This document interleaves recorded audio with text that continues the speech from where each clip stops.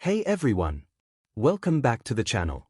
Today, we are diving into how to physically set up your engine's pickup coil plate for maximum ignition advance, specifically aiming for that sweet spot of 25 to 30 degrees before top dead center, BTDC, for high RPM performance.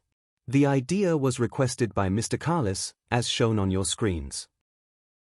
Now let's break down this guide step by step. First, look at the top left warning. This is crucial. The rotation direction that advances timing varies by engine. Do not assume. You always want to verify this dynamically. Step 1. Prepare. Pop off your spark plug cap for safety, remove your left engine cover, and expose the pickup coil assembly.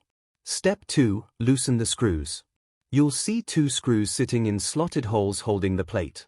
Loosen them just enough so the plate can slide. Do not take them all the way out. Step 3 and 4, rotate and understand. As the flywheel spins, a magnet passes the pickup coil to trigger the spark. If you rotate the plate so the pickup coil intercepts that magnet earlier in the rotation, you are advancing the timing.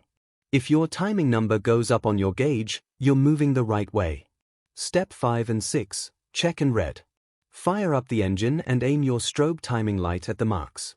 Rev the engine to your target high RPM and look for the F or reference mark to line up between 25 and 30 degrees BTDC. Step 7 and 8, lock it down. Once it hits the mark perfectly, shut down the engine, tighten those screws evenly without stripping them, button the engine cover back up, and you are ready to roll. Remember the golden rule at the bottom: too much advance causes overheating or destructive engine pinging, so always run high-octane fuel when pushing your timing forward.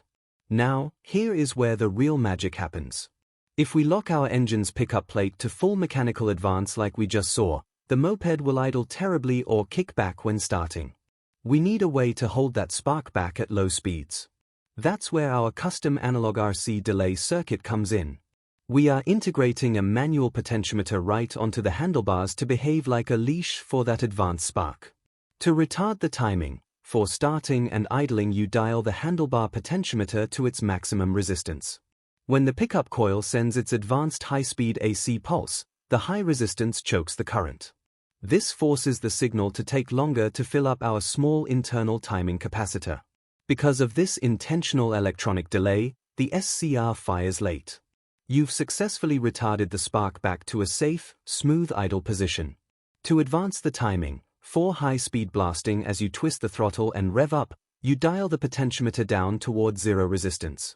Now, the current bypasses the restriction and floods the timing capacitor instantly. The SCR fires the exact millisecond the pickup coil detects the magnet. Because we mechanically advance the plate to 30 degrees BTDC earlier, you instantly get full, unrestricted ignition advance for maximum top-end speed. It's an incredibly simple layout. Mechanical setup sets the absolute ceiling, and your thumb dial pulls it back dynamically whenever you need it. Now let's understand the actual RC delay schematic so you can build this exact variable CDI box on a simple piece of perfboard. As shown on your screens, the pulse wire from your engine's pickup coil goes through a fast 4148 diode to clean up the signal. From there, it enters terminal 1 of our 10K ohm linear potentiometer. The middle pin of that pot, the wiper, connects directly to the pickup input of the CDI unit and to the internal SCR's gate. To create our adjustable timing delay, we place a small 50 nanofarads polyester film capacitor between CDI pickup input and ground. When the pickup pulse passes through your adjustable pot, it fills this 50 nanofarads capacitor.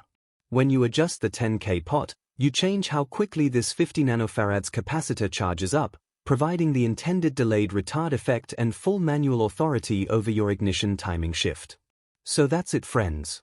If you enjoyed this circuit breakdown, smash that like button, subscribe for more DIY electronics, and I'll see you in the next build.